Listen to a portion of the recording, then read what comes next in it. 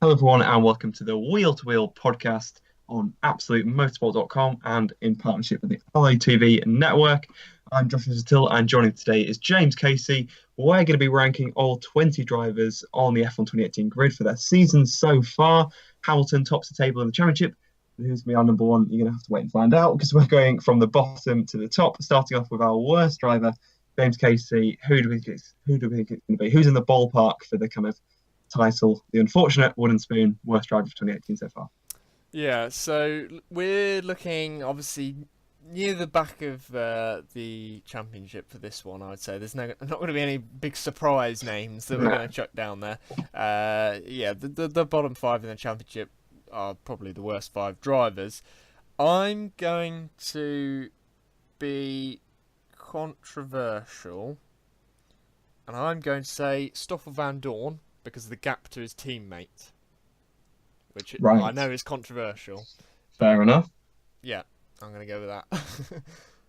Yeah, I mean, if you take his talent as well, because he should be doing better because of Mm. his talent as well. You take someone like, yeah, I don't want to say Stroll. I don't know, Hartley, for example, I guess versus expectations. Did anyone expect, much more from him? Dropkin as well, with the car he's driving. But certainly when you look at what Alonso's done with that McLaren versus what Van Dorn's done with it, there's kind of whispers about car issues with Van Dorn. But then it's just, what do you really want to believe? It's kind of hard to believe. You can only judge them on what they've done, and Van Dorn hasn't done much. So, yeah, I think I pretty much agree with that. I'd probably put Hartley at the bottom of mine. He has had a lot of bad luck, but it's very similar, I think, to Palmer last year. Palmer had a lot of bad luck, but you can still kind of tell that he's just not quite at that F1 quality. I mean, he's got the experience, and he's had such good success in other series, but just the way this whole season's been engineered, I just don't think it's quite the right fit. You look at what Gasly's been doing as well. He's had those real standout results. Hartley's matched Gasly plenty of times this year. He hasn't matched the highs that Gasly has reached. So I think we'll put Hartley down there as well, don't we? Who do we put lower, Stroll or Sorokin? I think they've been pretty much fairly even. Stroll's got that points finish, but then he does have that extra year of experience.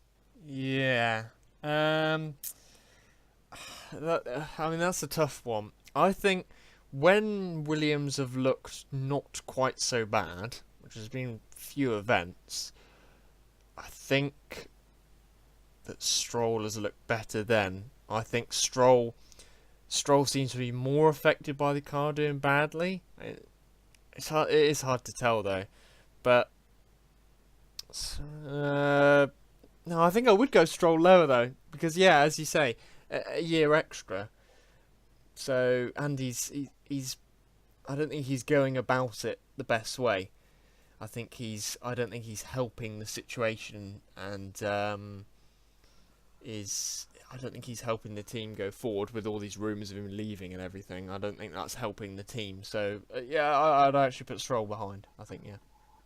Yeah, that's fair enough. I mean, Ericsson, where do you think he fits in? Can we say he's better than the Williams drivers, or is he, below them? Is he below Hartley? Where are we ranking him?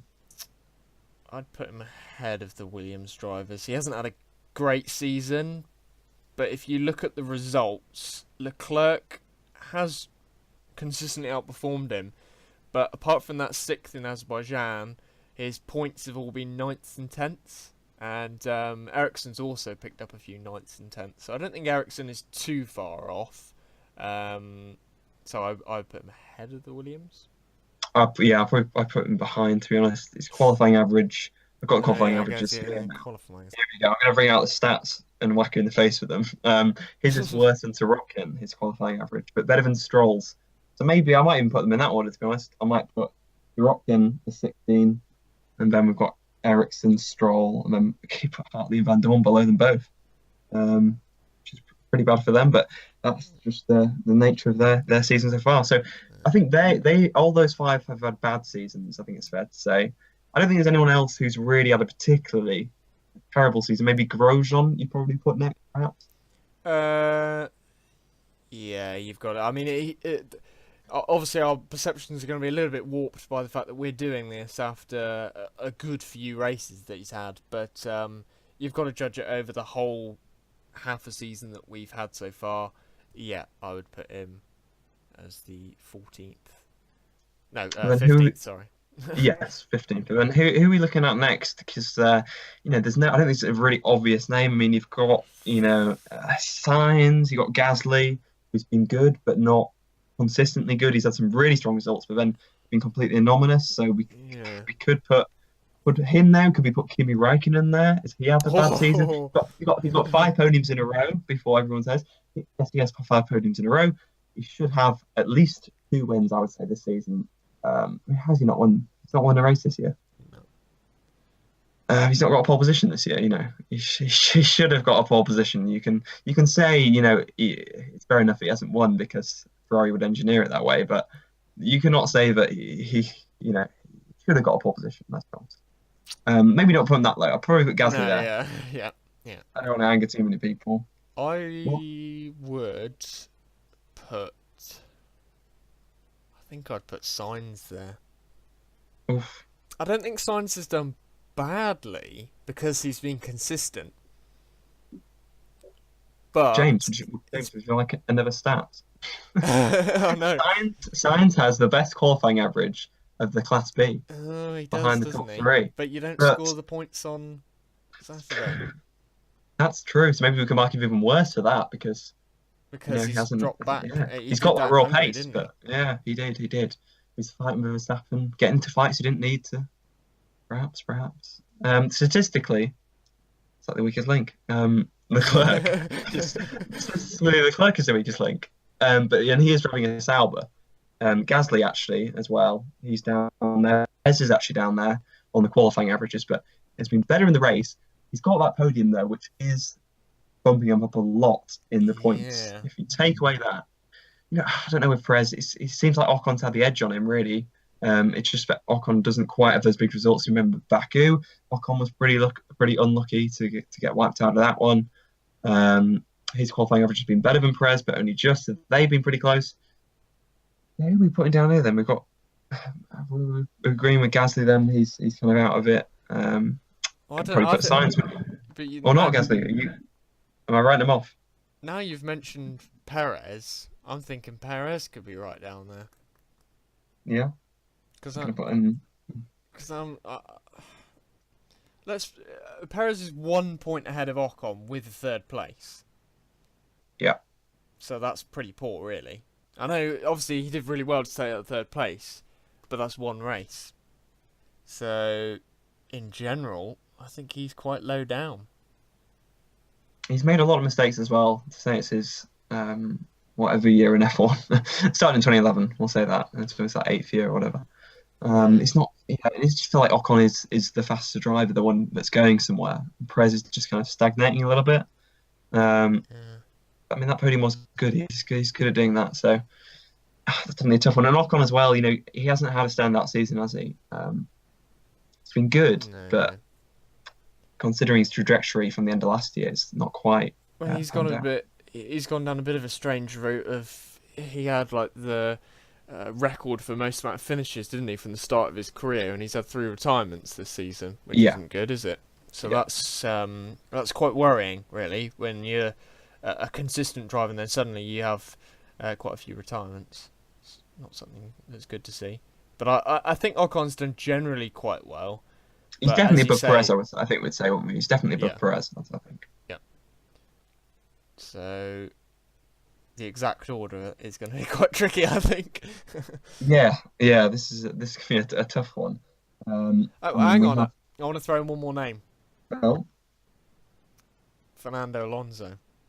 oh, is that Max Verstappen? Anyone for that bad first half? Oh, yeah, no, You're only that's as good as you're only as good as your last race, but you're also only as good as your last 11, as the saying goes. in Oh, this, yeah. oh, sorry, 12. And he's not had a good year. He's made a lot of mistakes. He's been good, but at times he's been awful. But yeah, I would say the reason why I said I Alonso, think Alonso. Oh, the since Spain, well, no, actually, Monaco, he was that was mechanical then, wasn't it? But since then, the highest place finish of 8th in the past few rounds, in the last 6, isn't very good. And as you say, Verstappen was the first 6 races, which were really poor. So I, I don't. I think they'd still be just inside the top 10. So I don't Okay, think we'd be talking about them yet. okay. We've got Leclerc as well, but we're putting him a lot higher, aren't we? Well, is he safe in the Yeah. top 10? Would you say Leclerc's safe in the top 10? Yeah. True. Magnussen's safe in the Yeah. top So 10. We've yeah, I got think there will be one surprise. yeah. I mean, just to read, yeah, we've got one name that has to go in 11th. We're putting Ocon and Perez outside the top 10. Yes, I would agree with that. Yeah. Yeah. Okay. So we've got Ocon and with 10th. Gasly as well. We're gonna where are you gonna put Gasly in relation to the Force India drivers? I'd put Gasly. I'd put him ahead of Perez, but behind Ocon, I think. Okay, that's fair enough. So he's going to split the two Force Indias. So we've got Ocon, Gasly, Perez, and then we've put Grosjean in 15. Yeah. Um, Yeah, and then, well, what about Sainz? We. Sainz, of course. Yeah. Um. So that's 11 to 20 if we put Sainz in there somewhere. He's got to go ahead of Grosjean, hasn't he? Yeah, I'd agree with that. I But he's think I'd put him ahead. Perez. I'd probably put him ahead of Perez. Yeah, but I wouldn't put him any higher personally. I think Perez No. just above Obviously, that. put Gasly in front of Sainz then. There's the top kind of Red Bull Junior Gasly. Yes. Yeah. No, I think that's fair enough. I think. Yeah. I think Sainz has. I think Sainz though. The problem with Sainz is that there's rumours of getting rid of him. I don't think he's done that badly, but I just think that he's underperformed compared to like with Van Dorn compared to what we know from him. So that's why I'd put him down there. Yeah, that's right. We're not saying Gasly's faster necessarily or has a brighter future, but based on performances just on this season, I think that's fair. So that's pretty much our 11 to 20. So we've got Ocon in 11th. When we're putting Gasly, Sainz, Perez, Grosjean, Ericsson. Putting Ericsson above for the Williams, were we? I said above. You said. You said it. You said in between. In between, we'll put him in between. We'll put him in between then. We'll let you. Yeah, I'll have this one. So Rock in 16th, Ericsson 17th.